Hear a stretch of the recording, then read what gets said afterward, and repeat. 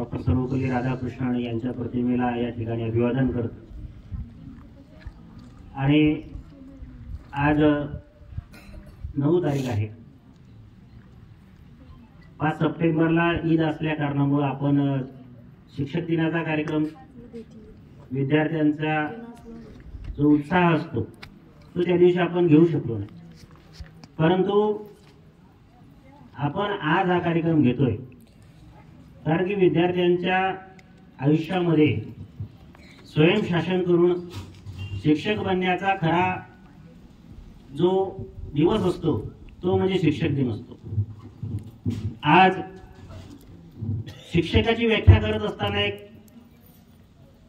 एका ओळीत मी सांगेन, शिक्षक म्हणजे बोलणारा कारकून नाही तर तो कलावंत आहे। तो बोलणारा कारकून नाही। मी नेहमी सांगत असतो, पुस्तकं तुम्ही घरी जाऊन वाचू शकता आणि समजूनही घेऊ शकता। घरी गेल्यानंतर तुम्हाला, आता कोमल नावाच्या मुलीने सांगितलं, गुगल तुम्हाला माहिती देईल पण विचार करण्यास भाग पाडणार नाही।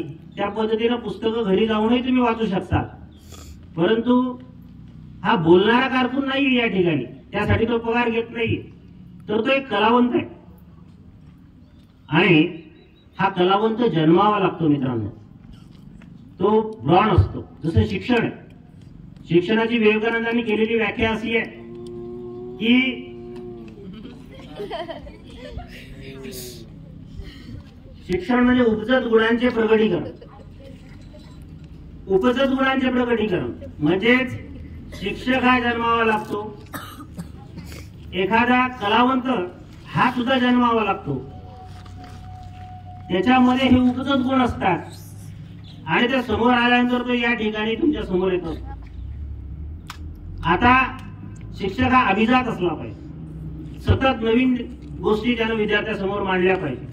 बऱ्याच वेळा माझ्या वर्गात असं होतं, मी विषयांतर करतो असं मुलांना वाटतं, परंतु मी तो विषयाला धरून नवीन माहिती विद्यार्थ्यापर्यंत कशी पोहोचता येईल हा माझा प्रयत्न असतो। मी आता याच्या आधी सांगितलं की पुस्तक हे तुम्ही घरी वाचू शकता, परंतु शिक्षकाचं कर्तव्य, ज्याप्रमाणे कोमलला सांगितलं की गुगलवरही तुम्ही सर्व ज्ञान मिळवू शकता, शिक्षकाचं कर्तव्य हे काय तर तुम्हाला नवीन माहिती पुरवणं। ज्याप्रमाणे विद्यार्थी मित्रांनो, प्लॅस्टिकची फुलं आणली, पाहुण्यांना दिली, पाहुण्यांच्या लक्षात येणार नाही ते प्लॅस्टिकची आहेत की ओरिजिनल आहे, परंतु या ठिकाणी जसं फुलपाखरू आणलं आणि फुलपाखरानं ते प्लॅस्टिकची फुलं पाहिली, तर फुलपाखरू कधीच त्या प्लॅस्टिकच्या फुलावर बसत नाही। याचं एक कारण आहे, कारण की फुलपाखरू सुगंध ओळखतं, तसे हे इथे बसलेले सर्व विद्यार्थी आहेत ते शिक्षकाला, खऱ्या शिक्षकाला ओळखतच असतात, नक्कीच ओळखत असतात। प्रसंग बरे वाईट येत असतात, परंतु एक दिवस खऱ्या शिक्षकाचं नाव नक्की खरं होत असतं। विद्यार्थी मित्रांनो, हा जो आमचा व्यवसाय, याला व्यवसाय म्हणता येईल। जसं डॉक्टरी व्यवसाय, इंजिनिअरिंग व्यवसाय, एखादा चालक आपल्या डोळ्यासमोर गाडी चालवतात तो चालकी व्यवसाय, त्याचा चालक हा व्यवसाय, तसा आमचा शिक्षकी पेशा हा एक व्यवसाय। परंतु हा व्यवसाय काय तर हृदयाचं हृदयापर्यंत केलेलं ट्रान्सलेशन आहे। आम्ही तुमच्या हृदयापर्यंत जर पोहोचू शकलो नाही तर आमच्या शिक्षकी पेशाला त्या ठिकाणी काही फायदा नाही। म्हणून प्रत्येक शिक्षकांना, या ठिकाणी जे माझे सर्व मित्र आहेत त्या सर्व मित्रांना एक विनंती आहे, पुस्तकी ज्ञानापेक्षा विद्यार्थ्यांना त्या पुस्तकासोबत असणाऱ्या इतर गोष्टीचं ज्ञान देणं हे आपलं कर्तव्य आहे आणि ते आपण दिलंच पाहिजे। आता एक लक्षात घ्या, माझे विद्यार्थी शिक्षक म्हणत असतील, माझे मित्र सहकारी, हा कुठं ज्ञान सांगायला लागला आपल्याला, कुठून आणलंय तर मी कुठून नाही आणलं। मी सांगतो, शिक्षण संक्रमण नावाचं पुस्तक आहे आणि त्या शिक्षण संक्रमणाच्या लेखामध्ये शिक्षण संक्रमण येत असतं। त्या पुस्तकामध्ये जे आज मासिक जे आहे त्या मासिकामध्ये हा शिक्षक दिनानिमित्त लिहून आलेला लेख आहे आणि लेखाचं नाव आहे वर्ग नावाच्या मैफिलीतील कलावंत।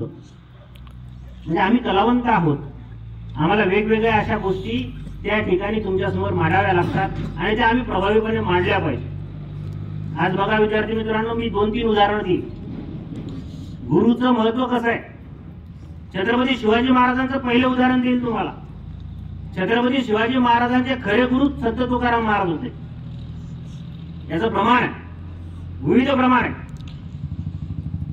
ज्या वेळेस अफजल खानाची या ठिकाणी महाराष्ट्रामध्ये अफजल खान आला आणि आता शिवाजी संपला, महाराज संपले, छत्रपती संपले असं ज्यावेळेस वाटू लागलं त्यावेळेस महाराजांनी संत तुकारामांसोबत गुप्त बैठका घेतल्या.